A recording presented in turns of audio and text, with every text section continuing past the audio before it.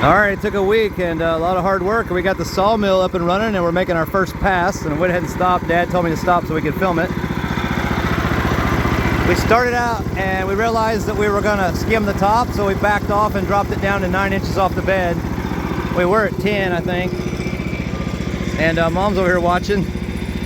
And I'm gonna hand it to Dad, and then he's gonna do a video real quick. Today's May 31st. May 31st? All right, here you go. You gotta watch that, you know, the top left. We've had it a week today.